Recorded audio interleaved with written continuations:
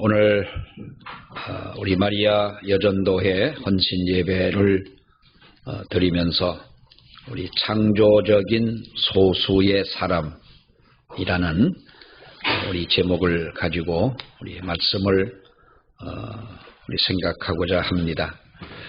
창조적인 소수의 사람이라고 하는 바로 이 말의 의미를 우리가 볼 때 어떤 그 서울의 큰 교회의 목사님이 말씀을 이야기를 하다가 그 교회는 그야말로 수천 명이 모이는 그러한 교회입니다.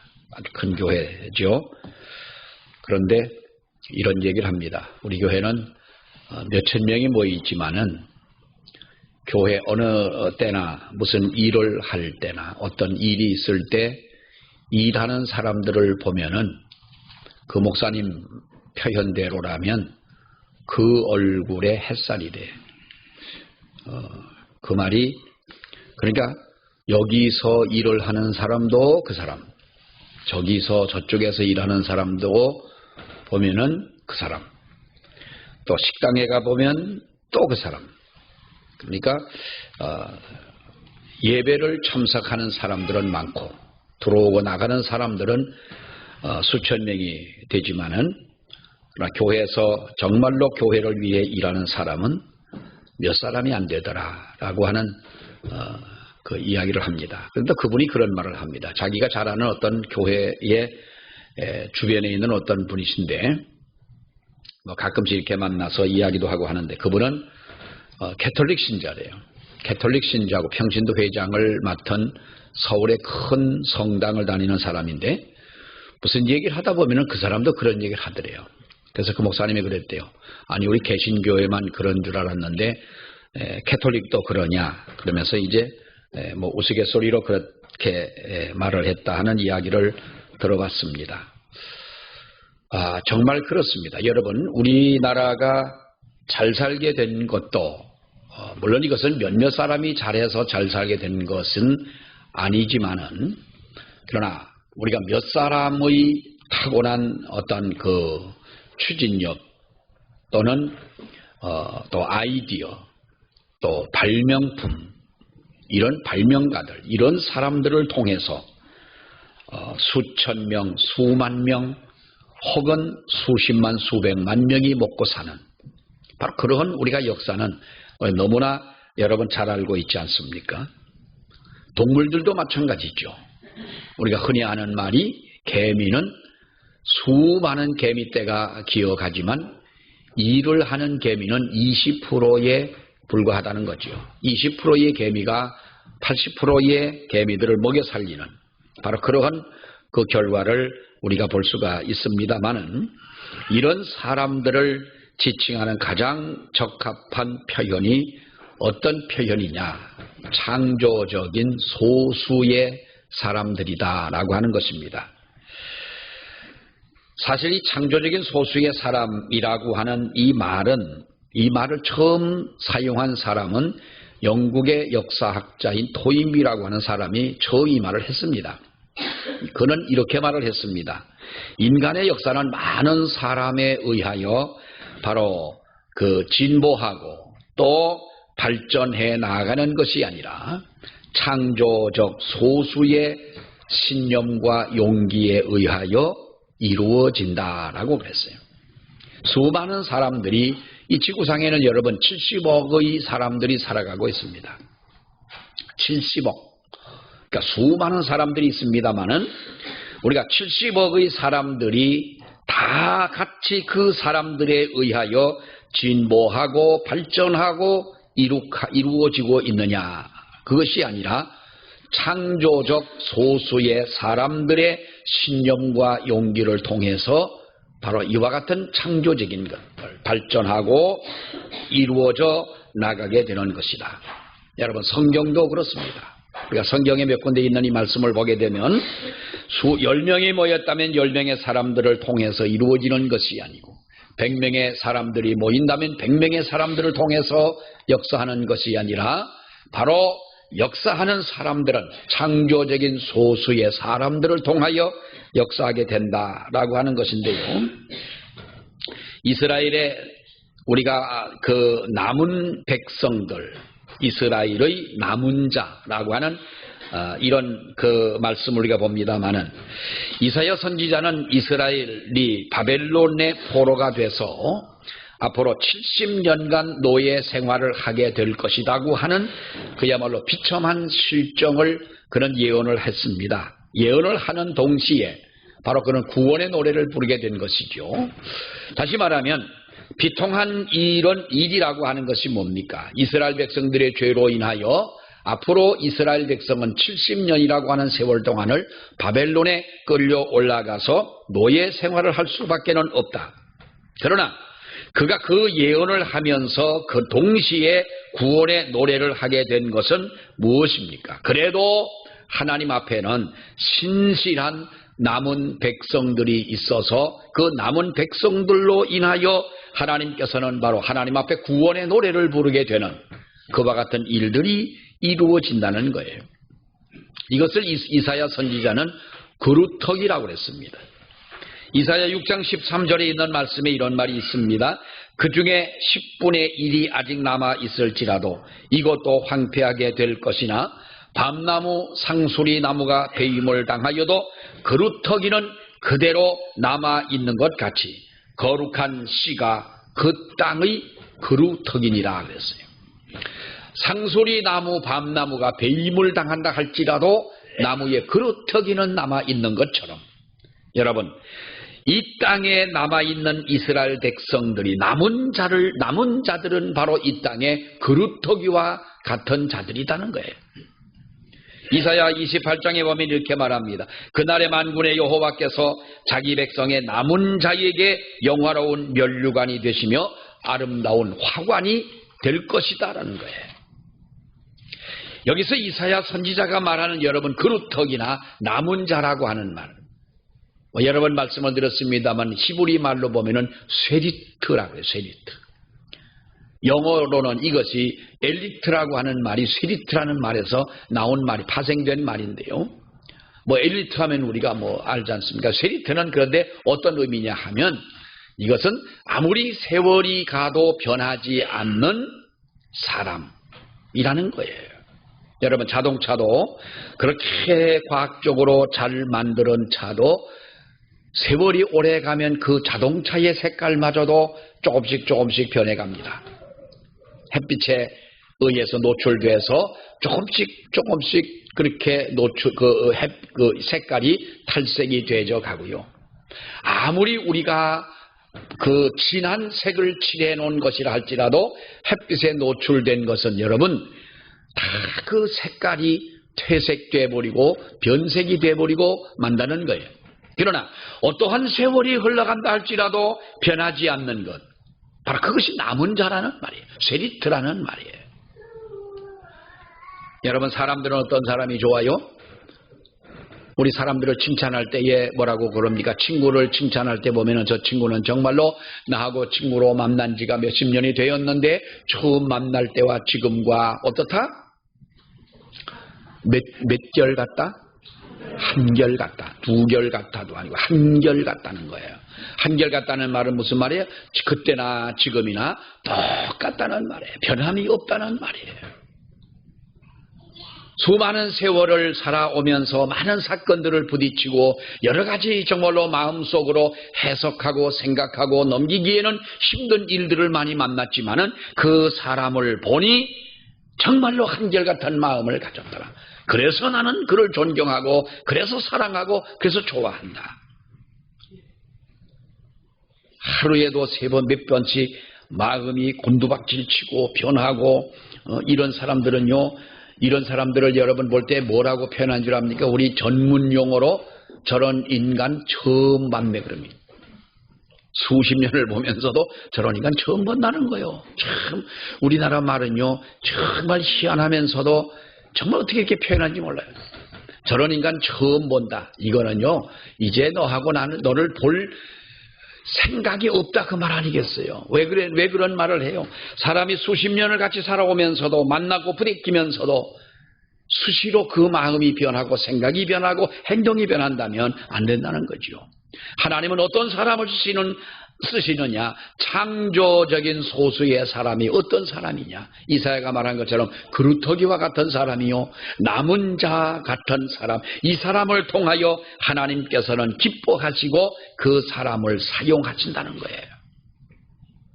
자, 여러분, 또 한 사람, 우리가 또 한 부류의 사람들을 보게 되면 민수기 14장에 있는 말씀에서 1절 이하의 말씀에 보면 모세가 애굽을 나와 가지고 처음으로 얼마 안 돼서 한 일이 뭡니까? 이스라엘 12지파를 정리를 하고 거기서 대표적인, 그러니까 족장 같은 한 사람씩을 뽑아가지고 가나안 땅을 책임감이 있는 사람, 또 책임질 수 있는 사람인 거예요.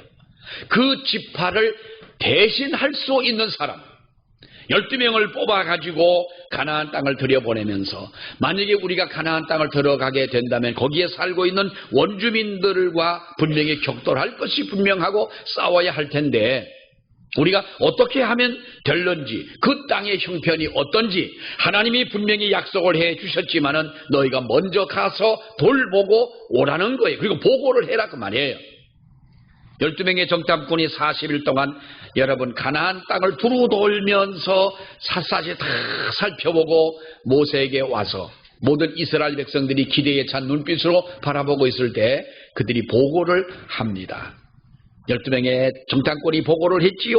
그런데 통일된 보고서가 나온 것이 아니라 거기에는 보면은 두 갈래로 갈라진 보고서를 각각 발표하게 되는 것입니다. 먼저 10명, 뜻을 같이 하는 10명의 정탐꾼들이 모여가지고 여호수아와 갈렙을 제외한 사람들이죠. 뭐라고 보고를 합니까? 당신께서 보내신 땅에 우리가 가서 40일 동안 두루 돌아 살펴보고 보니 젖과 꿀이 흐르는 땅은 분명하더이다. 그런데 우리는 거기에서 가지고 나온 커다란 포도나무를 두 사람이 메고 왔다 그러지 않습니까? 포도송이를 메고 와서 보이면서 이것이 그 지방에서 나온 과실입니다.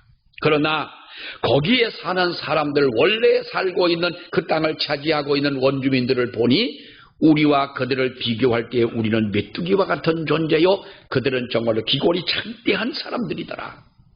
우리가 감히 그들과 어떻게 싸울 수가 있겠느냐.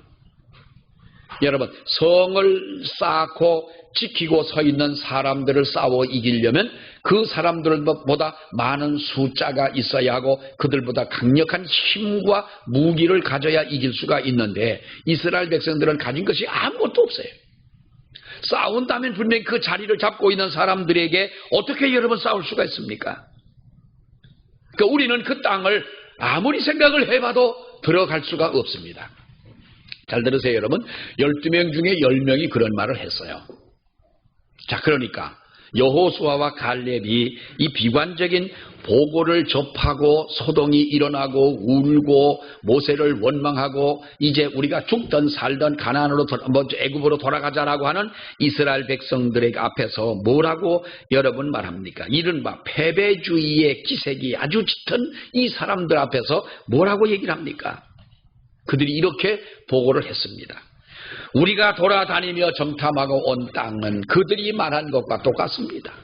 그들은 기골이 장대한 사람이고 그 정말로 거기에는 이러한 그 젖과 꿀이 흐르는 땅이었고 우리에게 하나님께서 말씀하신 대로 그 땅은 우리에게 주신 땅이었습니다. 그런데 그들이 기골이 장대하고 힘이 있고 차지하고 살아가고 하지만은 우리가 하나님을 거역하지 아니한다면 우리는 분명히 그 땅을 들어갈 수가 있는 줄 압니다.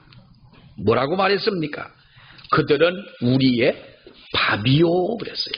그들은 우리의 밥입니다.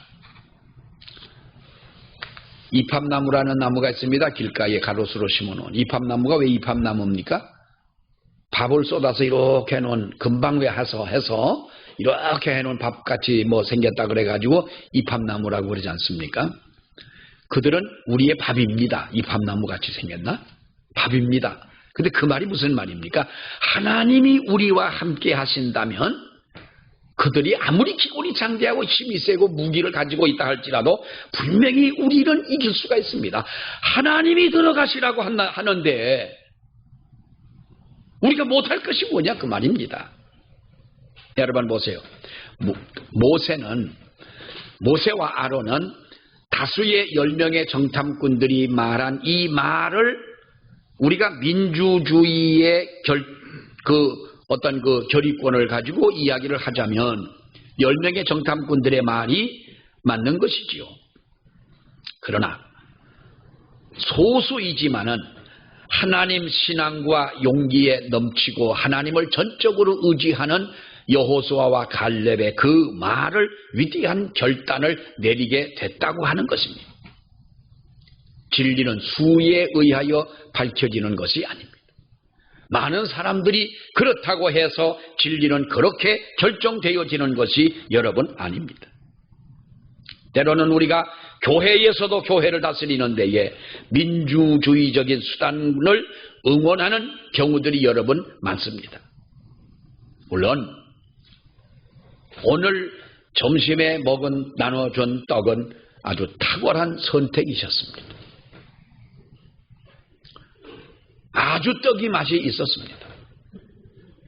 아직까지 안 잡숴보신 분들은 지금이라도 잡숴봐요.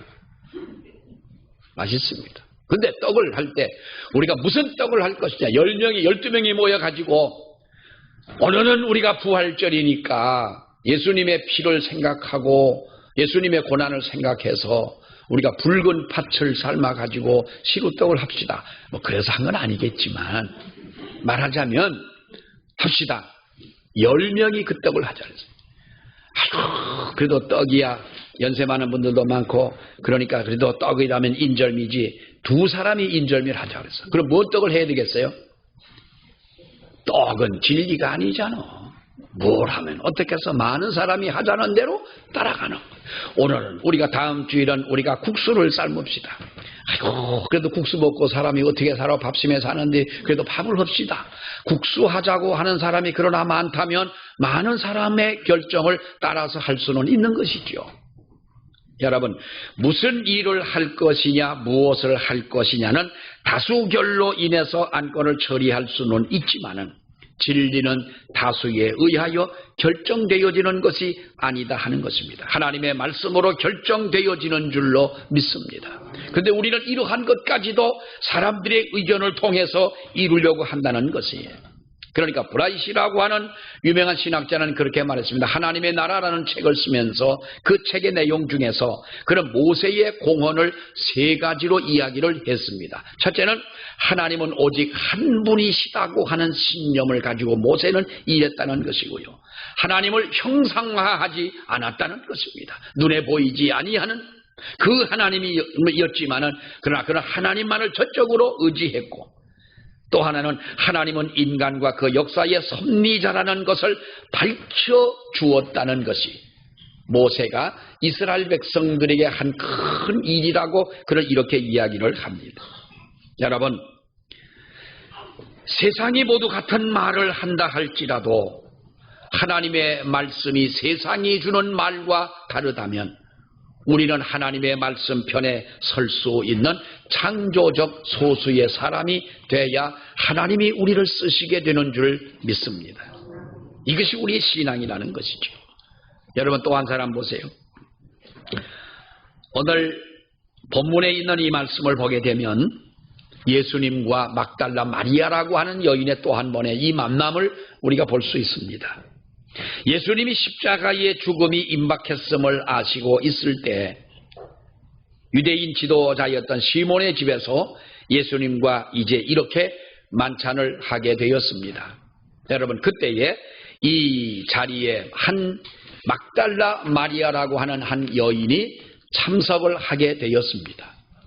그런데 여러분 어떻습니까? 그 여인은 손에 옥합을 들고 있습니다. 그 옥합이라고 하는 것은 기름을 담은, 바로 그 아주 귀한 기름을 담은 옥합이었는데 이 여인은 그 기름을 예수님의 머리에 부었다 그랬어요. 다른 곳에 보면은 이 기름물 값을 따지자면 300데나리온이나 되는 돈이다 그 말이에요.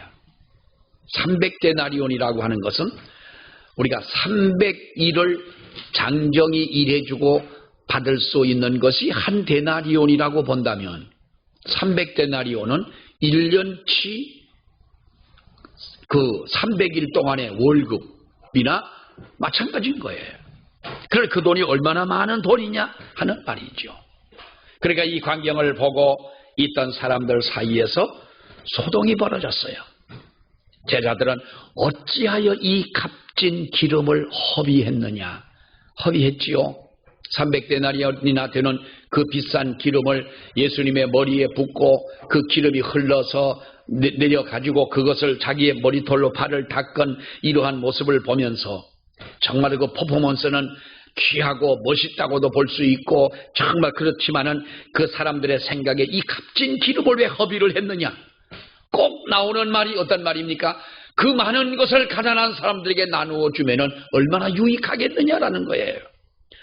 합리적인 항변이면은 틀림이 없어요. 어떤 집사님이 우리 카페에 와가지고 이야기를 하면서 자기 교회 이야기를 하는 중에 그런 얘기를 합니다. 성가대원들에게 어떤 분이 이제 개인적으로 이렇게 그 뭘 하자고 뭐 선물을 하자고 해서 이제 그 선물을 했답니다. 개인적으로 했답니다. 그러니까 어떤 분이 또 그러더랍니다. 아니 이런 거를 각자 개인적으로 선물을 해주는 거는 좋으나 이 많은 돈을 우리가 구제비로 쓰면은 얼마나 더 유용하고 좋은데 이걸 이렇게 허비를 하느냐. 나는 꼭 유다 같은 사람은요 12제자 속에만 끼어 있는 게 아닙니다. 아니 그것과 아니 우리가 그렇게 따지자고 하면 우리 먹지도 말고 입지도 말고 살아야죠. 저 아프리카 같은 데 가보면 정말 여러분 우리가 나는 그 TV를 볼 때마다 너무 갑갑하고 마음이 아픈 거예요. 도와줄 수 있는 건 한계가 돼 있는데 아프리카 사람은 다 그런 것 아닙니까 여러분. 어딜 가봐도 먹을 어떤 아이가 눈망울이 똘망똘망 해가지고 9살 먹은 아이가 2명의 동생이 있는데 9살짜리가 가가지고 하루 종일 일을 해가지고 뭘 먹을 것을 얻어와서 옥수수를 몇 개를 얻어와가지고 먹는데 엄마도 몸이 아파 움직이지도 못하고 두 동생을 주면서 그걸 옥수수를 구워가지고 주는 거예요. 자기는 안 먹는 거예요. 그 왜 안 먹냐고 물어봤더니 물어보는 인간이 그걸 뭘 물어보고서 그래 방송을 하기 위해서 간 거예요. 그거는 왜 안 먹냐 물어봤더니 나는 괜찮다는 거예요. 그걸 가가 뭘 얼마나 먹어서 괜찮습니까? 켄트가 아침에 일어나더니 아침 먹자 그랬더니 안 먹어도 돼요. 왜? 어제 실컷 먹어가지고. 아프리카 배는 그런 배인가벼. 너 왜 안 먹어도 되냐? 자기는 안 먹어도 된다는 거예요. 근데 걔는 아침부터 지금까지 저녁까지 굶고 있는 거예요. 이 하루 종일 일을 했어요. 그 방송을 보면서 여러분 얼마나 그것이 가슴이 아픈 거예요. 아니 그걸 생각하면 우리가 어떻게 여러분 떡을 해가지고 나눕니까? 그 비싼 거를 좋은 거를 왜 우리가 그 떡 못 먹어서 무슨 안달이 나거나 죽을 것도 아닌데 그럼 거기다 줘야 되지 이렇게 말을 해야 되지. 그거를 우리가 여러분 보십시오. 어떠한 합리적인 항변을 한다면 뭐든지 그렇습니다. 나누어주면 감사하고 누군가 우리에게 선물을 준다면 고맙게 생각하고 우리도 남을 위해서 할 수 있을 때 힘껏 하면 되는 것이고 우리가 먹을 것이 있을 때 먹고 건강해서 뭔가 보람 있는 삶을 살면은 그것으로 보답한다고 생각을 해야 되지. 꼭 보면은요 좋은 일을 하는 곳에는 꼭 이러한 합리적인 항변이 꼭 있다는 거예요. 예수님의 머리에 바르기에도 너무나 엄청난 값의 기름이면은 틀림이 없어요. 예수를 초대한 시몬이라고 하는 이 사람은 이 여인의 정체에 대해서 마땅치 않게 여기고 있던 사람인데 그런 부정한 여인을 상대하는 예수님을 보면서 또 한 번 회의에 빠지게 되는 거예요. 여러분 그런데 주님은 뭐라고 말씀하십니까? 너희가 어찌하여 이 여자를 괴롭게 하느냐? 그가 내게 좋은 일을 하였느니라. 그래서 뭐라고 말씀을 해요? 13절 말씀을 가보면 온 천하에 어디서든지 이 복음이 전파되는 곳에서는 이 여자가 행한 일도 말하여 그를 기억하리라. 이 막달라 마리아가 머리에 기름 부은 이 사건을 복음이 전파되는 곳에는 이 여자도 말하리라 그랬어요. 예수님은 공개적으로 예수님의 고난의 비밀을 여러 번 말씀했지 않습니까? 그러나 아무도 예수님의 죽음을 현실적으로 받아들인 사람은 없었습니다. 내가 십자가에 죽어야 하리라. 부활도 얘기하고 주님이 십자가에 죽는 그 이유에 대해서도 얘기하지만 어떤 사람도 제자들도 예수의 죽음을 현실적으로 받아들이는 사람이 없었던 겁니다. 성경에 보면 예수님이 십자가에 달리기 전에 예수님의 죽음을 준비한 사람은, 그 말씀을 마음속에 두었던 사람은 한 사람이었어요.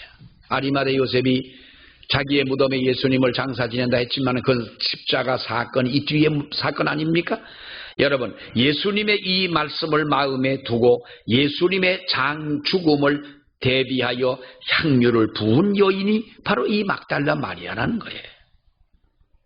유대인들은 장례식을 하게 되면 이 기름을 붓는 바로 그러한 도유식이라고 할 수가 있죠. 기름을 붓는 예식이 있습니다. 그러니까 기름, 우리는 사람이 죽으면 요즘엔 그냥 알코올로 이렇게 닦지 않습니까? 알코올로 닦고 또 화장도 하고 돌아가시면 화장도 해드리고 이쁘게 그렇게 합니다. 근데 사실은 이 유대인들은 그 장사를 지낼 때에 기름을 붓습니다. 근데 이 어떤 성경학자가 그렇게 이제 그 본문의 말씀을 이렇게 설명을 합니다.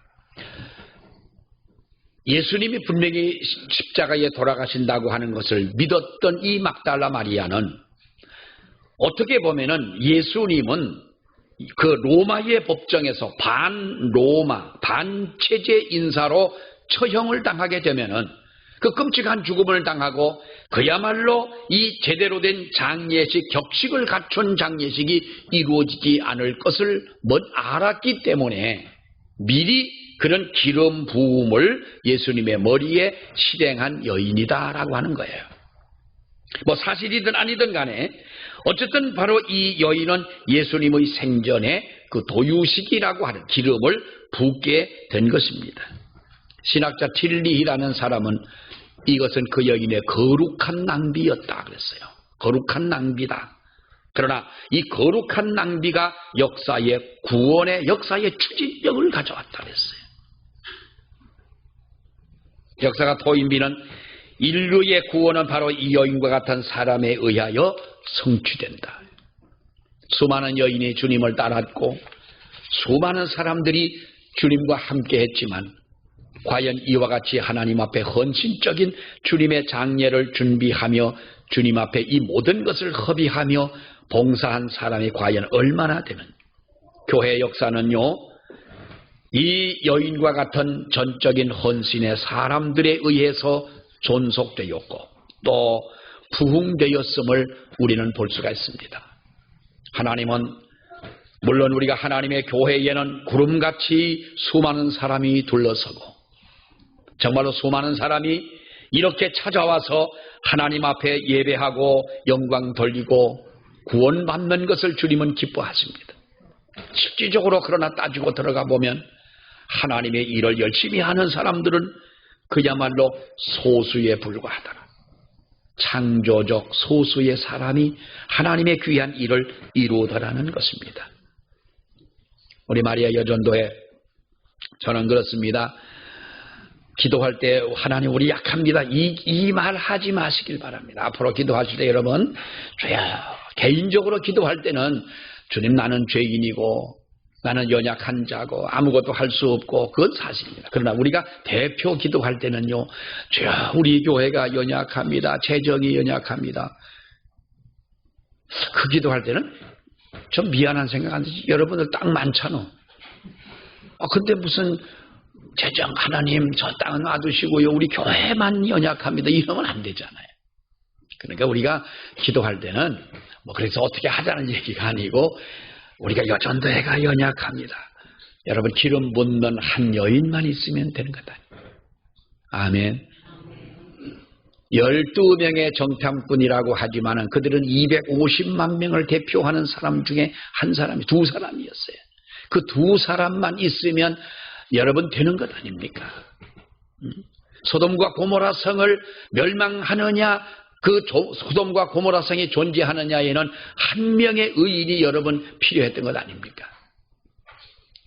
믿음의 역사라고 하는 것은, 하나님의 교회의 역사라고 하는 것은요, 수많은 다수의 사람이 아니라 창조적인 소수의 사람입니다. 우리가 이 수에 포함되는 마리아 여전도의 회원들이 되시고 우리 모두가 되시기를 주의 이름으로 축원합니다. 기도하겠습니다. 하나님 은혜 감사합니다.